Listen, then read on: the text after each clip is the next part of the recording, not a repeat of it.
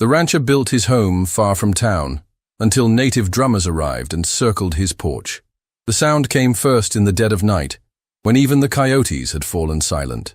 A rhythmic pounding that seemed to rise from the earth itself, growing stronger with each passing hour. By dawn, Thomas Mackenzie stood on his porch, coffee cup trembling in his weathered hands, watching shadows move between the cottonwoods that bordered his land. He had built his ranch house deliberately far from civilization, 30 miles from the nearest settlement of Willow Creek. The isolation was supposed to be his sanctuary, a place where a man could live without the complications of neighbors, creditors, or the ghosts that followed him from his past life as a cavalry officer. The wide Montana prairie stretched endlessly in all directions, broken only by the winding creek that gave the distant town its name and the ancient burial grounds that dotted the landscape like forgotten monuments. Thomas had chosen this spot precisely because it was empty, because the previous owner had sold it cheap after claiming the land was cursed. He had laughed at such superstitions then, but now, watching the morning mist rise from the creek while that haunting rhythm continued somewhere beyond his fence line, laughter seemed impossible. The drums had started 3 days ago, faint at first, almost indistinguishable from the wind through the canyon walls, but each night they grew louder, more insistent, as if something was drawing closer to his isolated homestead. Thomas had spent 20 years in the cavalry, fought in campaigns across the Western Territories, and he knew the sound of war drums when he heard them. What he could not understand was why they were here, on land that was supposed to be his alone. His cattle had grown restless, clustering together in the far pasture instead of spreading out to graze. His horse, a steady mare named Belle, who had never spooked at anything, refused to venture beyond the barn after sunset. Even his dog, a faithful blue heeler named Scout, had taken to whimpering and hiding under the porch whenever the drums began their nightly chorus. Thomas set down his coffee and walked to the edge of his porch, his boots echoing against the weathered planks. The morning air was crisp with the promise of another scorching day, but something else lingered in the atmosphere, something that made his skin crawl despite the warmth of the rising sun.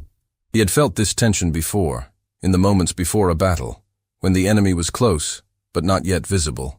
The ranch house itself was a modest structure, built from logs he had cut and hauled himself over the course of 2 summers.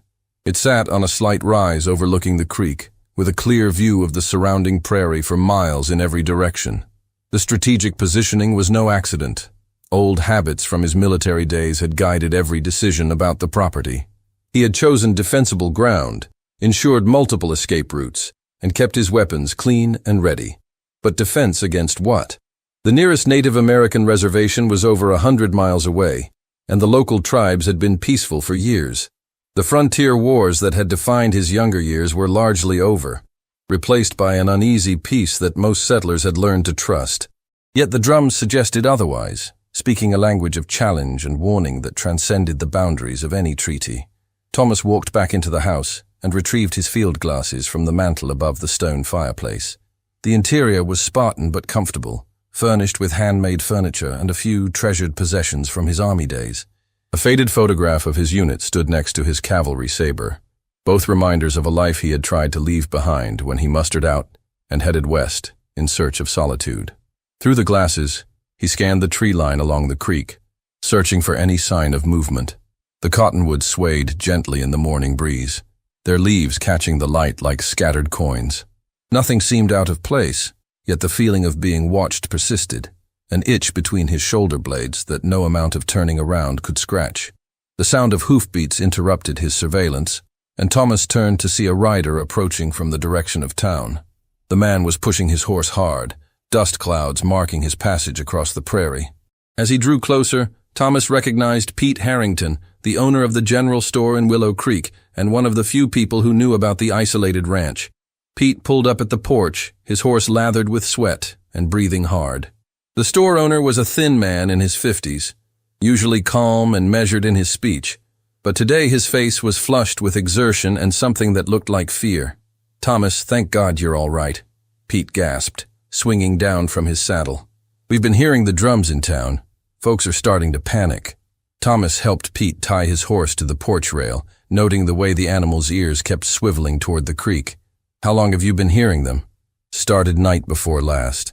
Quiet at first, but last night they were loud enough to wake the dead. Old Martha Henderson swears she saw fires burning out on the prairie, but when the sheriff rode out to investigate, he found nothing but cold ground. The two men stood in the shadow of the porch, both instinctively keeping their voices low. Thomas had known Pete for 3 years, ever since he had started making monthly trips to town for supplies. The store owner was not given to flights of fancy or superstitious fears, which made his obvious anxiety all the more troubling. "What do you think it means?" Thomas asked, though he suspected he already knew the answer. Pete shook his head, wiping sweat from his forehead with a bandana. "Could be anything. Maybe some of the young bucks from the reservation, stirring up trouble. Or maybe—" He paused, glancing around as if afraid someone might overhear. "Maybe it's got something to do with what happened here before." Thomas felt a chill despite the warming sun. He had heard whispers about the land's history, fragments of stories that the previous owner had been reluctant to tell. Something about sacred ground, about promises broken and prices paid in blood. He had dismissed such talk as frontier nonsense, the kind of ghost stories that grew around any piece of empty land. "What exactly did happen here?" he asked. Pete looked uncomfortable, shifting his weight from one foot to the other. "It was before my time, but the old-timers remember. This whole valley was considered sacred by the Crow tribe. They buried their dead here for generations, used it for ceremonies and vision quests. When the first white settlers started moving in, there were conflicts." The drums seemed to grow louder as Pete spoke, as if responding to the mention of their origins. Thomas found himself straining to hear over the rhythmic pounding, trying to catch the nuances of the beat. There was something hypnotic about it, something that seemed to pull at memories he had buried deep. "The previous owner, Jim Garrett, he bought the land from the territorial government about 10 years ago," Pete continued. "Built a cabin right where yours is now.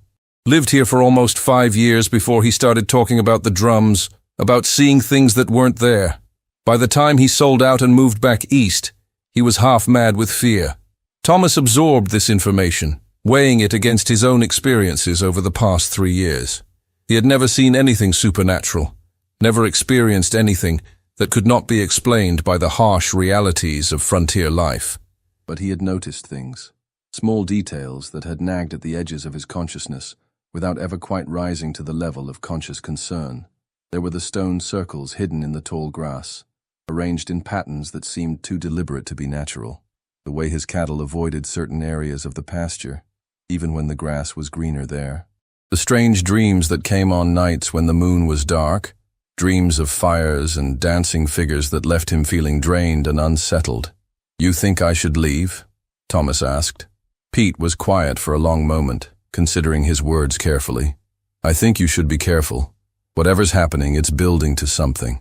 The drums are getting stronger every night, and there are reports of strange lights seen from as far away as Billings. Something's stirring out there, something that's been asleep for a long time." As if summoned by their conversation, the drums suddenly stopped. The silence that followed was almost deafening, broken only by the whisper of wind through the grass and the distant lowing of cattle. Both men tensed, every instinct screaming that this was not a natural pause but a deliberate cessation, the calm before a storm. Thomas walked to the edge of the porch and raised his field glasses again, scanning the horizon with renewed urgency. The prairie stretched away in all directions, seemingly empty under the climbing sun. But there, at the very edge of his vision, something moved among the trees along the creek. A flash of color, dark against the green of the cottonwoods, there and gone so quickly he might have imagined it. "There," he whispered, pointing toward the tree line. "Something's moving in the trees." Pete joined him at the porch rail, squinting in the direction Thomas indicated. For several minutes they watched in silence, but whatever Thomas had seen did not reappear.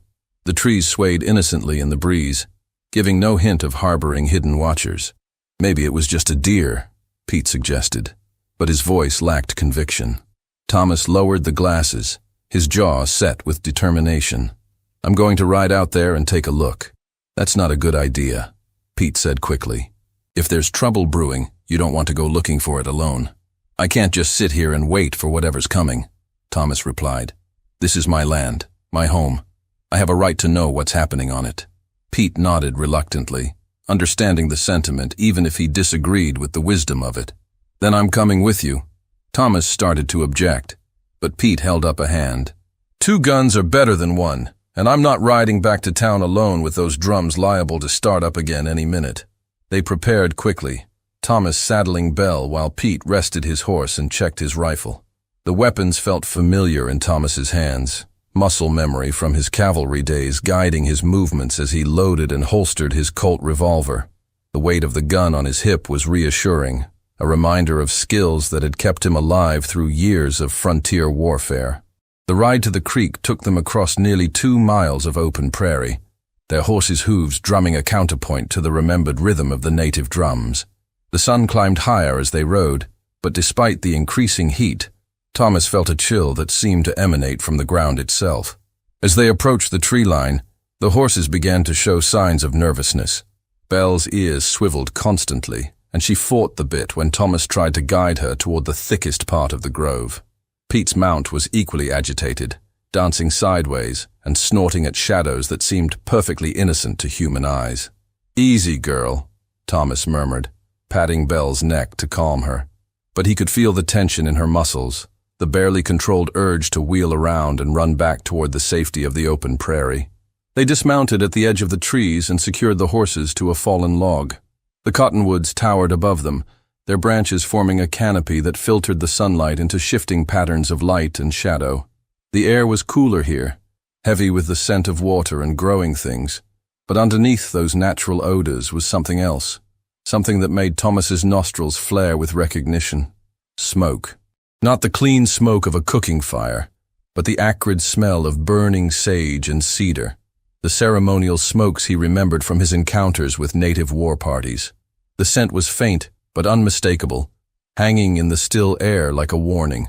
They moved deeper into the grove, their boots silent on the thick carpet of fallen leaves. Thomas led the way, his hand resting on the butt of his revolver, while Pete followed close behind with his rifle at the ready. The creek meandered through the trees, its waters running clear and cold over a bed of smooth stones. It was Pete who spotted the first sign of human presence. "Thomas," he whispered, pointing to a spot where the grass had been trampled flat. "Look at this."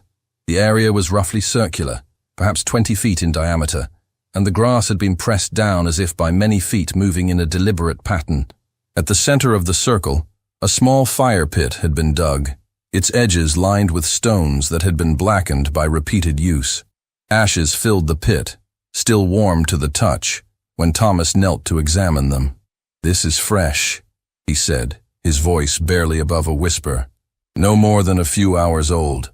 Pete knelt beside him, studying the ground with the eye of a man who had spent years tracking game through the wilderness. "Look at the footprints," he said, pointing to faint impressions in the soft earth around the fire pit. "Moccasins, at least a dozen different sets. And here, these marks in the ash." Thomas followed Pete's gaze and saw what he meant. Someone had drawn symbols in the cooling ashes, geometric patterns that meant nothing to him but clearly held significance for whoever had made them. The lines were precise, deliberate, speaking of ritual and ceremony rather than random vandalism. "We should go," Pete said, his voice tight with barely controlled fear. "This is sacred ground and we don't belong here." Thomas nodded, but as he started to rise, something caught his eye. There, hanging from a low branch directly above the fire pit, was a single eagle feather tied with a strip of leather. It turned slowly in the breeze, and as it moved, Thomas caught a glimpse of something that made his blood run cold. The leather thong was not made from any animal hide he recognized.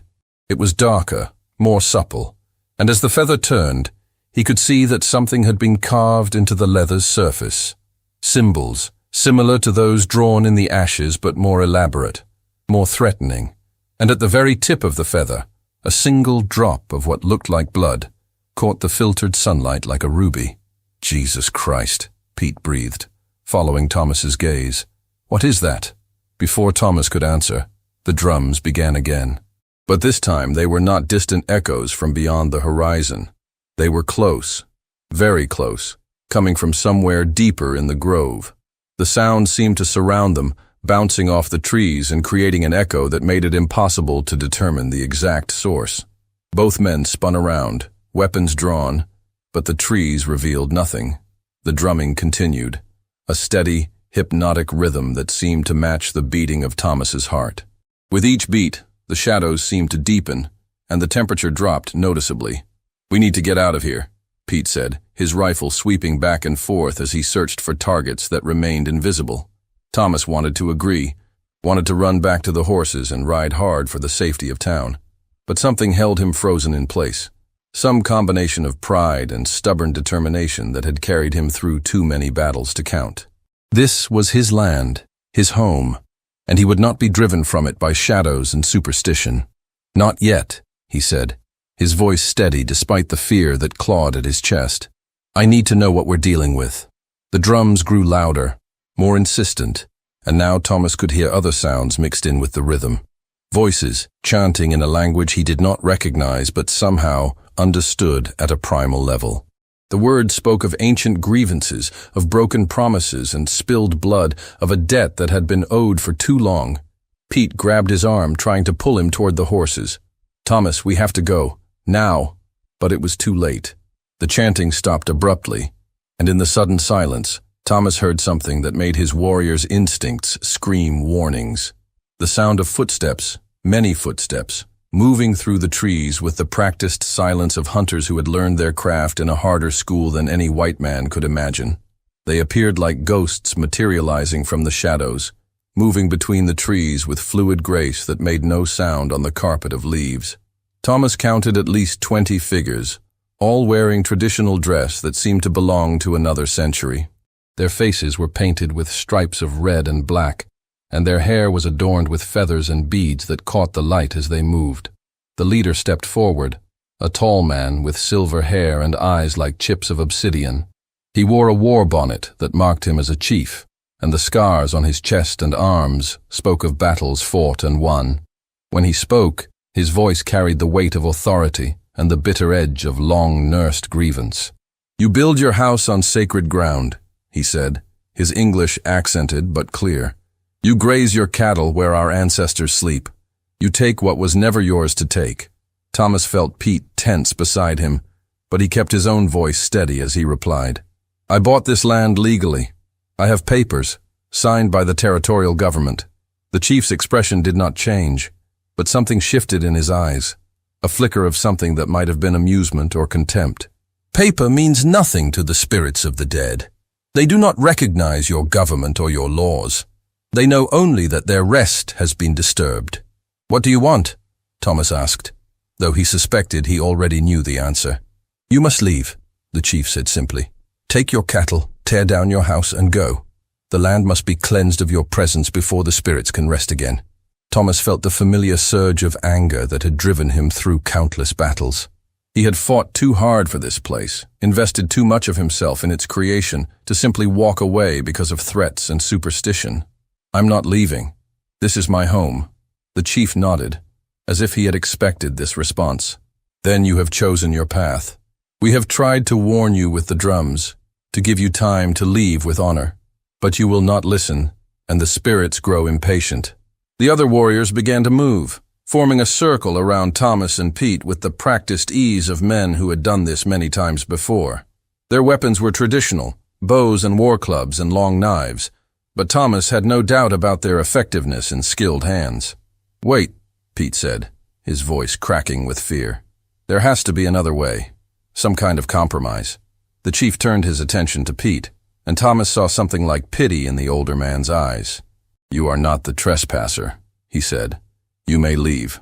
No harm will come to you." Pete looked at Thomas, conflict clear on his face.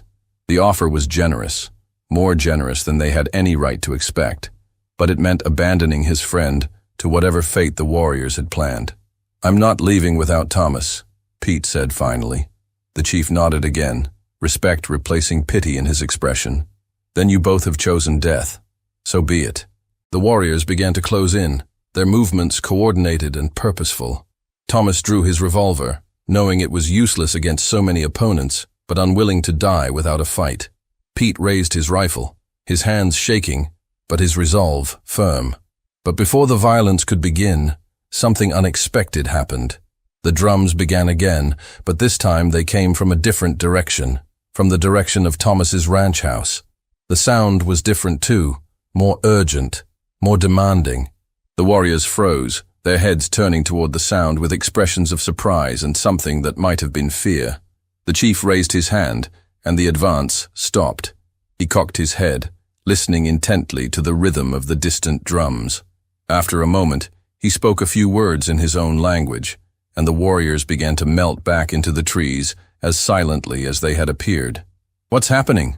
Thomas asked, his gun still drawn, but no longer aimed at any specific target. The chief looked at him with something that might have been regret. "The spirits call.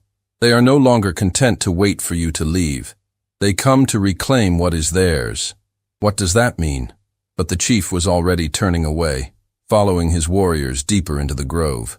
His voice drifted back through the trees, fading like smoke on the wind. "Go to your house, white man. See what waits for you there. Then you will understand." Thomas and Pete stood alone in the clearing, the sound of the distant drums washing over them like a tide. The fire pit was cold now, its ashes scattered by a wind that had not been there moments before. Even the eagle feather was gone, vanished as completely as the warriors who had hung it there. "What do you think he meant?" Pete asked, his voice barely audible above the drumming. Thomas holstered his revolver, his mind racing through possibilities. "I don't know, but we're going to find out." They rode back across the prairie at a gallop, the drums growing louder with each mile. The sound seemed to come from the very earth itself, vibrating through the horses' hooves and up into their bones. Belle fought the bit, wanting to turn away from whatever waited at the ranch house, but Thomas forced her forward through sheer will. As they crested the final rise before the house, Thomas saw something that made him rein in so hard that Belle nearly sat down. The ranch house was surrounded by figures, dozens of them, all wearing the traditional dress of the Crow tribe. They stood in perfect circles around the building, 3 rings deep, and they were all drumming. But these were not the warriors from the grove. These figures were translucent, shimmering like heat mirages, and Thomas could see through them to the house beyond. Some wore the clothing of recent decades, while others were dressed in the ancient manner, their hair and paint and ornaments speaking of a time before white men had ever set foot on the continent. "Dear God," Pete whispered. "Are those ghosts?" Thomas finished. "The spirits of the dead."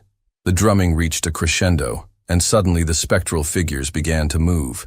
They danced around the house in slow, measured steps, their feet making no sound on the earth but their presence undeniable. As they moved, the very air seemed to shimmer, and Thomas felt a pressure building in his chest, as if something vast and ancient was awakening. The house itself began to change. The logs that Thomas had cut and fitted with his own hands started to darken and warp, as if they were aging decades in the span of minutes. The roof sagged, and the windows cracked, spiderweb patterns spreading across the glass like frost. "It's falling apart," Pete said, his voice filled with awe and terror. "The house is falling apart." Thomas watched in helpless fascination as 3 years of his life's work crumbled before his eyes. The careful craftsmanship that had gone into every joint and beam meant nothing against the supernatural forces that were reclaiming the land. The house was not just decaying, it was being erased, wiped clean from a place where it had never belonged. The spectral dancers began to fade as the house collapsed, their forms growing more transparent with each passing moment. But their drums continued, a rhythm that seemed to pulse with the very heartbeat of the earth itself. And as the last of the walls fell in on themselves, Thomas heard something else mixed in with the drumming. Voices. Hundreds of voices speaking in harmony, welcoming their ancestors home to a place where the white man's presence had been erased. The sound was beautiful and terrible, a song of victory and mourning that spoke of injustices corrected and balances restored. When the last echo of the drums faded away, Thomas and Pete sat on their horses in perfect silence, staring at the empty ground where the ranch house had stood. Nothing remained but a slight depression in the earth and a scattering of stones from the foundation. Even the well that Thomas had dug with such effort was gone, filled in as if it had never existed. The sun was setting now, painting the prairie in shades of gold and crimson. The cattle had disappeared, either driven away by the supernatural display or simply vanished like everything else that had marked Thomas's presence on the land. The only sounds were the whisper of wind through the grass, and the distant cry of a hawk hunting in the gathering dusk. "What will you do now?" Pete asked finally. Thomas dismounted and walked to the spot where his porch had stood that morning. The ground was unmarked, showing no sign that anything had ever been built there. He knelt and scooped up a handful of earth, letting it run through his fingers like sand through an hourglass. "I'll start over," he said quietly. "Somewhere else. Somewhere that doesn't belong to the dead." Pete nodded, understanding. They had witnessed something that would stay with them for the rest of their lives, a reminder that the land they thought they had conquered still held secrets older than memory and forces beyond their comprehension. As they rode away from the empty prairie, Thomas looked back once at the place where his home had stood. For just a moment, he thought he saw figures standing there, watching him go. But when he blinked, there was nothing but grass waving in the evening breeze. The drums had fallen silent, their message delivered. The sacred ground was sacred once more, and the spirits of the dead could rest in peace. Thomas Mackenzie rode toward an uncertain future, humbled by forces he could not fight, and wisdom he was only beginning to understand.